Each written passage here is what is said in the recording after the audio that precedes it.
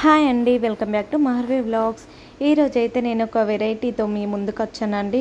మీరు కూడా ఈ రెసిపీ చూసి విని ఆనందించి మీరు కూడా ఒకసారి ఇంట్లో ట్రై చేయండి, తప్పకుండా నచ్చుతుంది అనుకుంటున్నాను. దీని పేరు అరేబియన్ బ్రెడ్ పడ్డింగ్ అండి. ఇంకెందుకు ఆలస్యం, మనమైతే ప్రాసెస్లోకి వెళ్ళిపోదామండి. ఇలా నేనైతే ఒక 4 బ్రెడ్ స్లైసెస్ తీసుకున్నాను. ఇక్కడ అసలు అందరూ ఈ బ్లాక్ కలర్ ఇది ఇష్టం ఉండదు అంటారు, నాకైతే ఇదే ఇష్టం అండి. ఇది పైంది రిమూవ్ చేసేస్తారు, నాకు ఇదే ఇష్టం ఉంటుంది. సో నేను ఇది కూడా యాడ్ చేసుకుంటున్నాను. ఒక 4 పీసెస్ అయితే తీసుకొని దాన్ని 4 స్లైసెస్గా కట్ చేసుకుంటున్నాను.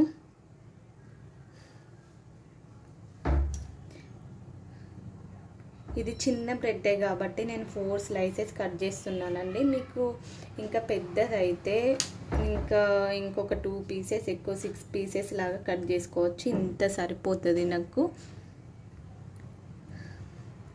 ఇప్పుడు వీటిని మనం గీలో వేయించేసుకుందాము. ఆ ఫ్లేవర్ అనేది చాలా బాగుంటుంది. గీలో వేయించితే కొంచెం గట్టి పడుతుంది, డైరెక్ట్ వేసేస్తే అట్టిగానే దాంట్లో మిల్క్లో కరిగిపోతుందండి. ఇక్కడ చూడండి, నేనైతే ఇప్పుడు స్టవ్ ఆన్ చేసేసి ఒక ప్యాన్ పెట్టేసుకున్నాను.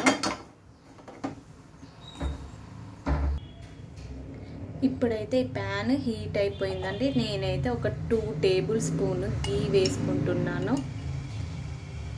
ఇదైతే నేను ఇంట్లోనే ప్రిపేర్ చేశానండి, ప్యూర్ బఫెల్లో మిల్క్తో, ప్యాకెట్ పాలు కూడా కాదండి.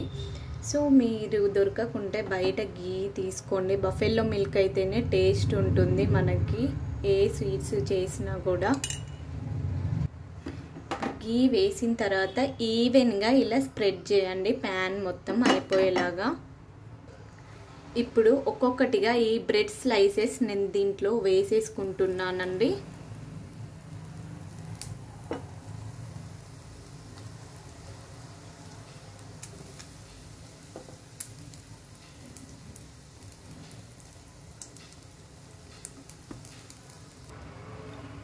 కొంచెం నెయ్యి తక్కువ అనిపిస్తుంది, నేను పైన కూడా ఇలా స్ప్రెడ్ చేసుకుంటున్నానండి.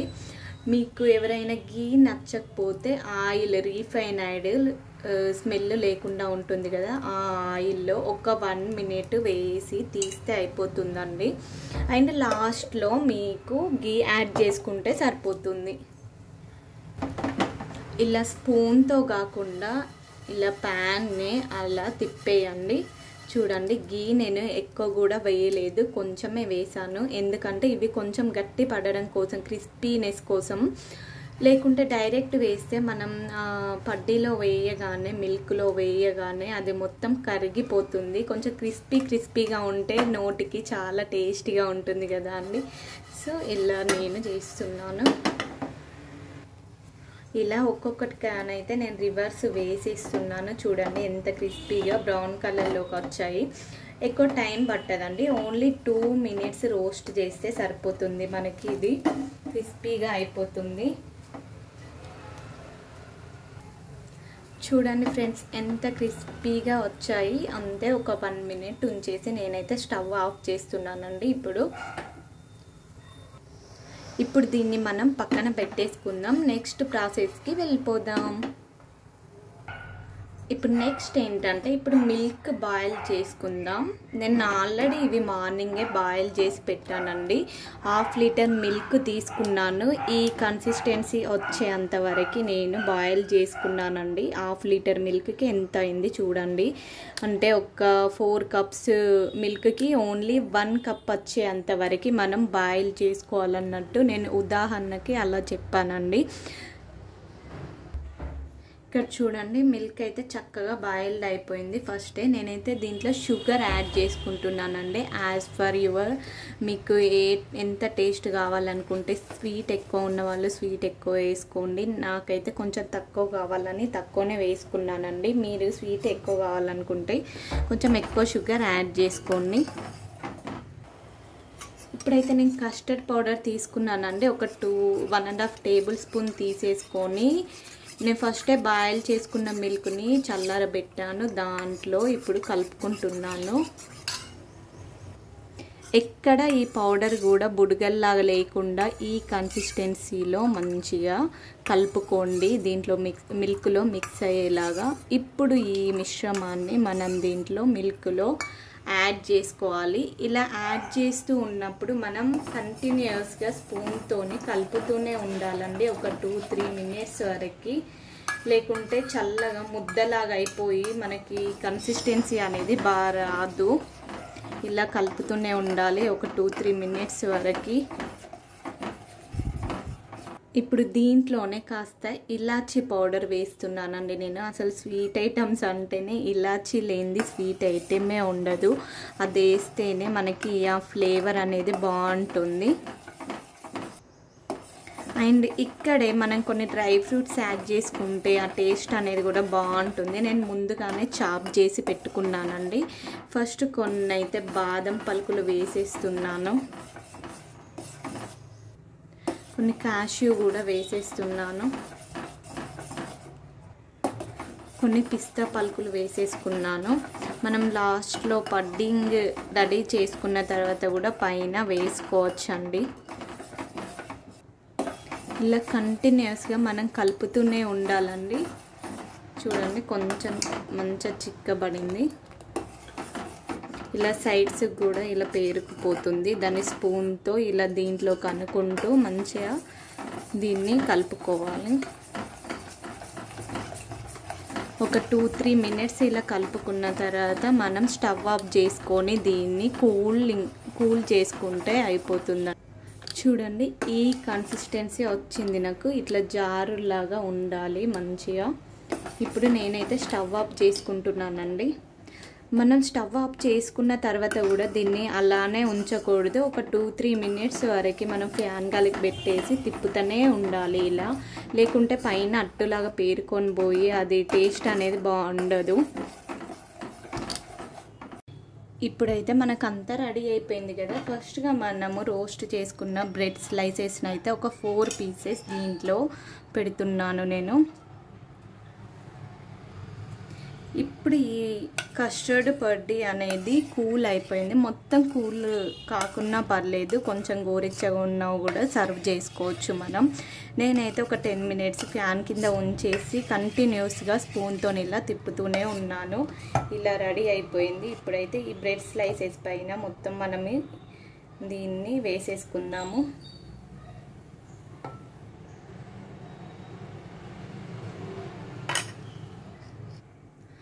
నెక్స్ట్ ఇంకొక లేయర్ బ్రెడ్ స్లైసెస్ అయితే ఇక్కడ నేను పెట్టేసుకుంటున్నానండి. ఈ రెసిపీ నేను ఫస్ట్ టైం ట్రై చేస్తున్నాను. ఎవరైనా ట్రై చేయని వాళ్ళు ఉంటే, నా వీడియో చూసిన వాళ్ళు ఉంటే వెంటనే ట్రై చేయండి. ఈజీ ప్రాసెస్ అండి, అసలు మనకి టైం టేకింగ్ కూడా ఎక్కువ ఏం తీసుకోదు. నెక్స్ట్ ఈ కస్టర్డ్ మిక్చర్ని కూడా మొత్తం వేసేసుకుంటున్నాను ఇంకొక లేయర్లో.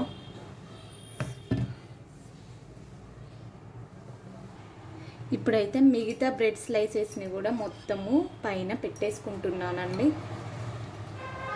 మనం ఇలా రోస్ట్ చేస్తేనే బాగుంటుంది. బ్రెడ్ డైరెక్ట్గా పెట్టేస్తే మనం ఇలా మిల్క్ది ఇది కస్టర్డ్ది వేయగానే మొత్తము దాంట్లోనే కరిగిపోతుందండి. చూడండి ఇలా వేసేసుకున్నాను.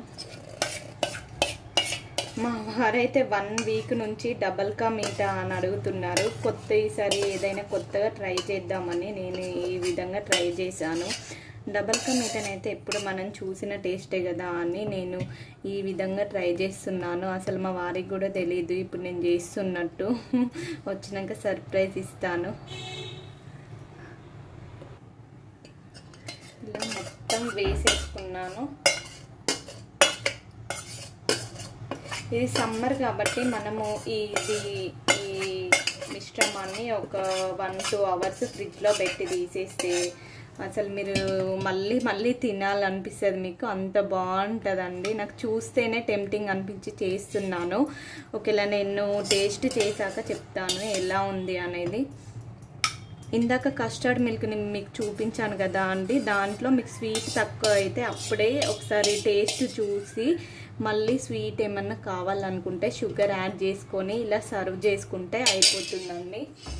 ఇలా డైరెక్ట్ కూడా తినొచ్చు రూమ్ టెంపరేచర్లో ఒక 1 అవర్ బయట పెట్టేసి. బట్ ఇది సమ్మర్ సీజన్ కాబట్టి మీరు ఇంకా కూల్గా తినాలనుకుంటే ఫ్రిడ్జ్లో ఒక 2 అవర్స్ పెట్టి తీసేస్తే అయిపోతుంది. నేనైతే ముందుగానే చాప్ చేసి పెట్టుకున్న ఈ బాదము, పిస్తా, కాజు ఇవన్నిటినైతే పైన వేసేసుకుంటున్నానండి. ఇంకా వీటిని మనం గీలో రోస్ట్ చేసి వేసుకుంటే ఇంకా సూపర్ టేస్ట్గా ఉంటుంది. నేను ఆల్రెడీ బ్రెడ్ స్లైసెస్ని గీలో వేసేసుకున్నా కాబట్టి నేను ఇవి నార్మల్గా వేసేస్తున్నాను. ఫైనల్గా క్యాష్యూ అయితే వేసేసుకుంటున్నాను. ఓకే అండి, మిల్క్తో చేసిన బ్రెడ్ పడ్డింగ్ రెడీ అయిపోయింది. మీకు కనుక ఈ రెసిపీ నచ్చినట్టయితే సబ్స్క్రైబ్ చేయడం అస్సలు మర్చిపోవద్దండి. అందరు చూస్తున్నారు బట్ ఎవరు సబ్స్క్రైబ్ చేసుకోవట్లేదు. మీ ఆదరణతో ఇంకా నేను మరెన్నో మంచి వీడియోస్ పోస్ట్ చేయగలుగుతానని నాకు అనిపిస్తుంది. Please support my channel. ఇప్పుడైతే నేను క్యాప్ పెట్టేసుకొని దీన్ని ఒక 1.5 అవర్ టు 2 అవర్స్ వరకు అయితే ఫ్రిడ్జ్లో పెట్టేయబోతున్నాను.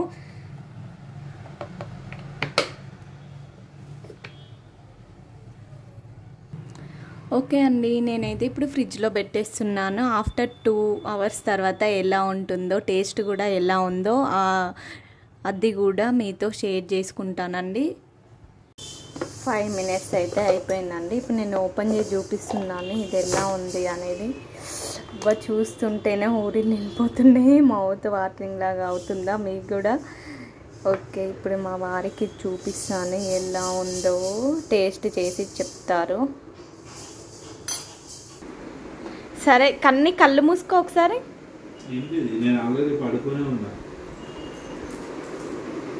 ఇది నీకు ఇష్టమైంది ఏం స్వీట్ గెస్ట్ చేయి.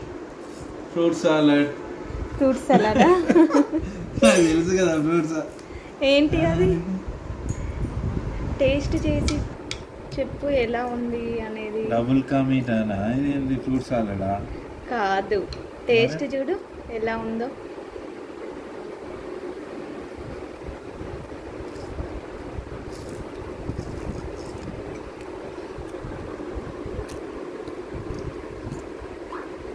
బాగుందా?